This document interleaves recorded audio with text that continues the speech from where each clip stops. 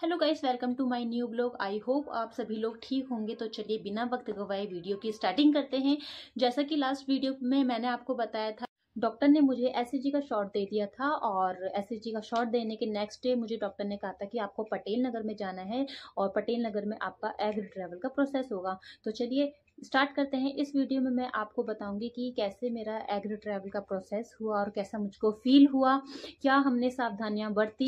Video को start करने से पहले सबसे पहले आप मेरे चैनल को सब्सक्राइब कीजिए और अगर वीडियो आपको पसंद आती है तो प्लीज इसको लाइक कीजिए। डॉक्टर ने हम दोनों हस्बैंड वाइफ को नेक्स्ट डे पटेल नगर पहुंचने के लिए कहा था। उन्होंने कहा था कि आपको Patel Nagar in the morning 10 AM पहुंचना है। आपको वहां पहुंचने में बिल्कुल भी देरी नहीं करनी है। जो टाइम आपको दिया गया है, जो शेड्यूल आपका है, उसी शेड्यूल पे आपको वहां सेंटर में हॉस्पिटल में पहुंचना है। तो उन्होंने ये भी कहा था कि आपको हॉस्पिटल में जाने से पहले कुछ नहीं खाकर जाना है, नील स्टमक आपको होकर जाना है। कोई भी ब्रेकफास्ट नहीं करना, किसी भी टाइप का लिक्विड नहीं पीना है। जब तक कि प्रोसीजर आपका नहीं होना, आपको एकदम नील स्टमक रहना है। तो अब हम जब नेक्स्ट डे वहाँ हॉस्पिटल में पहुंचे, हम हॉस्पिटल एकदम टाइम पर पहुंच गए थे। हमने बिल्कुल भी देरी नहीं की थी। जैसा डॉक्टर ने हमको कहा था, हम उसी टाइम पे ही हॉस्पिटल में पहुंचे थे।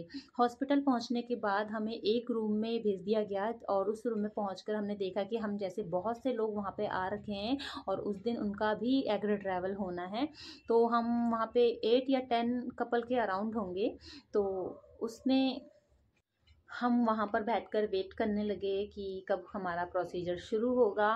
तो प्रोसीजर शुरू होना था 1 बजे। तो हमें अब वहाँ पर पहुँचे हुए मतलब 11 बज चुके थे, मतलब 1 आवर हो चुका था।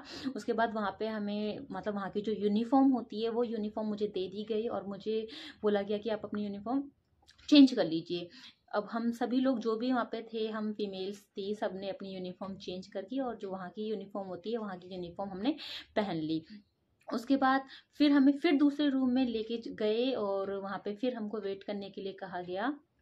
तो ये सब वेट करते करते मतलब 12 and 12.5 के अराउंड हो गए थे। उसके बाद अब ये प्रोसीजर शुरू होने की बारी आ गई थी।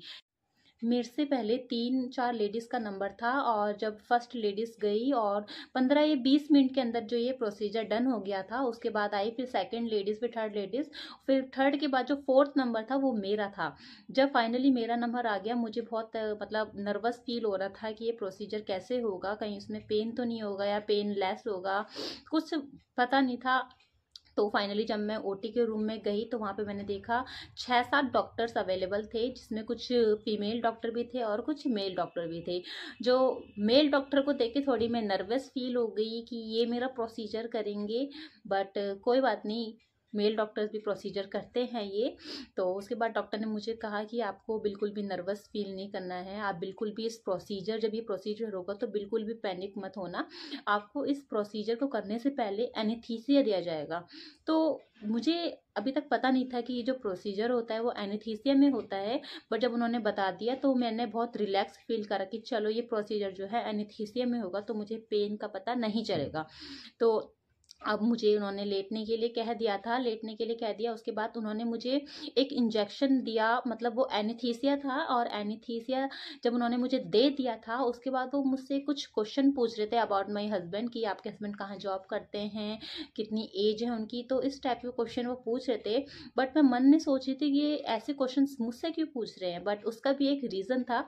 और वो रीज़न ये था कि एनेस्थीसिया का वो असर देखना चाहते थे कि पेशेंट पे जो असर हो रहा है वो कितना असर हो रहा है। मतलब वो अगर लास्ट क्वेश्चन उन्होंने मुझसे क्या पूछा मुझे नहीं पता, मैंने उसका आंसर दिया भी या नहीं दिया एग्जैक्टली मुझे नहीं पता, क्योंकि मैं बेहोश हो गई थी। तो यही रीज़न होता है कि वो इसलिए क्वेश्चन पूछते हैं कि ताकि वो श्योर हो जाए कि पेशेंट जो है फाइनली बेहोश हो चुका है। उसके बाद उन्होंने मतलब अपना प्रोसीजर शुरू किया। प्रोसीजर के लिए उन्होंने वही कैथेटर के थ्रू जो एक पतली सी पाइप होती है वो डाल के बाय इंजेक्शन जो जितने भी फॉलिकल्स मेरे बने थे उनको बाहर निकाल दिया। फिर जब ये प्रोसीजर फाइनली डन हो गया, उसके बाद उन्होंने मुझे जो दूसरे वार्ड में जो शिफ्ट कर दिया, जहाँ पे सारी लेडीज़ को उन्होंने शिफ्ट कर रखा था। उसके बाद जब मुझे होश आया तो मैंने अपने सामने अपने हस्बैंड को देखा, और फिर थोड़ी देर के बाद वहाँ पे कोई आया और उन्होंने उनको हस्बैंड को बोला कि आप जो है उनको चाय बिस्किट मतलब कुछ हल्का खाना आप दे सकते हैं। और उन्होंने ये भी कहा था कि जब उनको रिलैक्स फील हो तो आप अपना घर भी जा सकते हैं, कोई प्रॉब्लम नहीं है। बट जब मुझे होश आया ना, मुझे बहुत एब्डोमिनल पेन हो रहा था। मतलब जब एनेस्थीसिया देने के बाद तो वो दर्द बिल्कुल फील नहीं हुआ, बट एनेस्थीसिया का जब असर ख़त्म हुआ वैसे ही मुझे बहुत एब्डोमिनल पेन हो रहा था। मतलब एकदम खड़ा भी नहीं हुआ जा रहा था, ना ही झुका जा रहा था। इसलिए उन्होंने मुझे, डॉक्टर्स ने मतलब 1-2 घंटे के लिए वहाँ पे आराम करने के लिए कहा था। उसके बाद ही घर जाने के लिए बोला था। तो वही हम फिर अपना थोड़ा सा चाय बिस्कुट हमने लिया। उसके बाद भूख तो बहुत लग रही थी क्योंकि सुबह से हमने कुछ नहीं खाया था।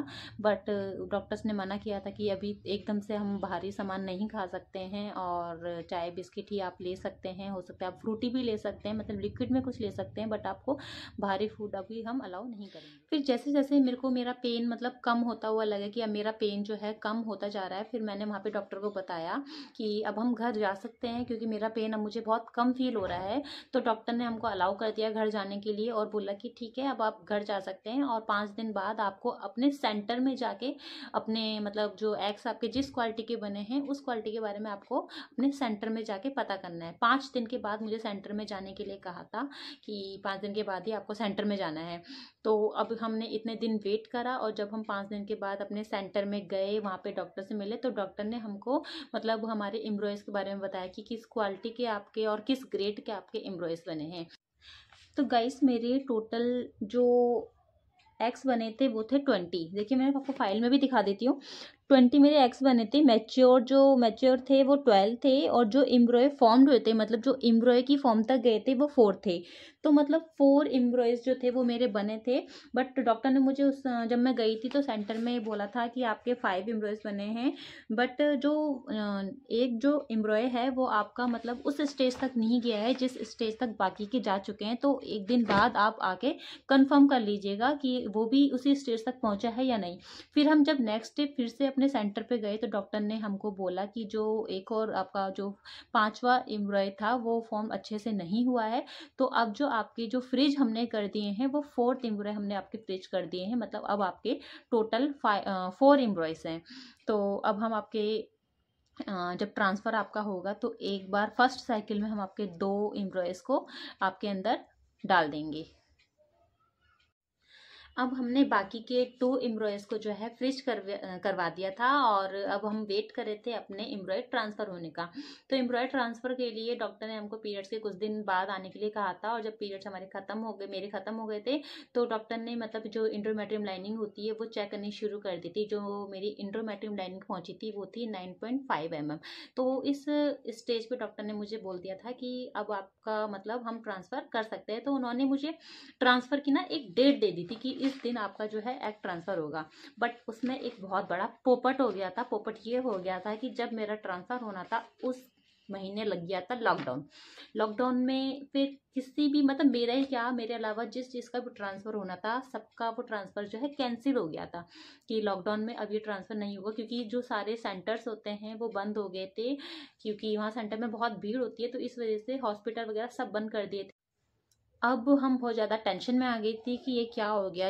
अब फाइनली जब हम इस स्टेज पे पहुंचे थे तो इस स्टेज पे अब लॉकडाउन की वजह से हमारा जो ये होना था प्रोसीजर अब वो डिले हो गया था। अब इसका कुछ पता नहीं था कि अब ये प्रोसीजर दोबारा से कब शुरू होगा, क्योंकि कोई भरोसा नहीं था कि लॉकडाउन कब तक रहेगा। अब हम वेट करने लग गए कि अब ये प्रोसीजर मतलब अब कब होगा, कब हमारा ट्रांसफ़र होगा। मतलब होता है ना, जिस चीज़ को हम पाना चाहते हैं वो चीज़ हमसे भागती चली जाती है दूर दूर। तो वही मेरे साथ हो रहा था। अब हमने वेट करना शुरू कर दिया कि लॉकडाउन कब खुलेगा, कब सेंटर्स खुलेंगे और कब हमारा ट्रांसफ़र होगा। तो हो गया था, 1-2 महीने हो गए थे। 1-2 महीने के बाद सेंटर से खुद ही कॉल आई थी कि आप अब आ सकते हो, ट्रांसफ़र अब होना शुरू हो गए हैं। तो हम उसके बाद जब सेंटर में दोबारा विजिट करने गए, फिर वही जो इंडोमेट्रियम लाइनिंग चेक करनी होती है डॉक्टर को पीरियड्स के कुछ दिन बाद, तो अब वो दोबारा से शुरू प्रोसीजर करना था। फिर हमने अपने पीरियड्स का वेट करा और उसके बाद जो डॉक्टर ने फिर वही एंडोमेट्रियम की लाइनिंग चेक करी, वही दवाइयाँ शुरू कर दी जो पिछली बार शुरू हुई थी, वही दवाइयाँ शुरू हो गई थी अब हमारी। अब जो फाइनली उन्होंने मुझे डेट दी थी 15 जून, मतलब 15 जून को मेरी एम्ब्रॉयडरी ट्रांसफ़र की डेट दे दी थी कि इस दिन आपका अब एम्ब्रॉयडरी ट्रांसफ़र पक्का होगा। अब हमें मतलब एक टेंशन भी थी कहीं दोबारा से ना हो जाए, क्योंकि कोई भरोसा नहीं था कि कब लॉकडाउन दोबारा से हो जाएगा। मतलब लॉकडाउन तो हुआ पड़ा था, बट कुछ सेंटर जो थे वो खोल दिए थे, जिनका एम्ब्रॉयडरी ट्रांसफ़र रुका हुआ था ना, तो वो खोल दिया था उस चीज़ को, मतलब पूरा नहीं खोला था, जिसका ट्रांसफ़र होना था बस उनके लिए वो खोल दिया था। अब जब फाइनली वो दिन आ गया कि जब मेरा ट्रांसफ़र होना था, अब मैं बहुत मतलब खुश थी, बहुत हैप्पी थी कि अब फाइनली ये प्रोसीजर अब होगा। तो फाइनली जब डॉक्टर ने मुझको डेट दे दी थी कि आप इस दिन आपका ट्रांसफ़र होना है, तो डॉक्टर से मैंने ना मतलब बोल दिया था कि मुझे मतलब जब ट्रांसफ़र मेरा होगा तो मुझे एम्ब्रॉयडरी ग्लू का यूज़ करना है, क्योंकि एम्ब्रॉयडरी ग्लू का जब हम यूज़ करते हैं तो उससे कंसीव करने के चांस थोड़े बढ़ जाते हैं। मतलब पूरे 100% कुछ नहीं होता है, बट थोड़े से चांस जो है बढ़ जाते हैं। तो डॉक्टर ने फाइल में एम्ब्रॉयडरी ग्लू का लिख दिया था कि जब भी मैं ट्रांसफ़र के लिए जाऊँगी तो वहाँ पर डॉक्टर जो है पटेल नगर में डॉक्टर मेरा एम्ब्रॉयडरी ग्लू यूज़ करके ही मेरा ट्रांसफ़र करेंगे। तो अब आगे की वीडियो मैं आपको नेक्स्ट ब्लॉग में बना के बताऊंगी। तब तक के लिए अगर आपको मेरी ये वीडियो पसंद आती है तो प्लीज़ वीडियो को ज़्यादा से ज़्यादा लाइक करें एंड शेयर करें, एंड प्लीज़ मेरे चैनल को जाकर फटाफट से सब्सक्राइब कर दीजिए, ताकि आने वाली हर एक वीडियो की नोटिफिकेशन आप तक ज़रूर पहुँचे। तब तक के लिए bye bye, take care and thanks for watching.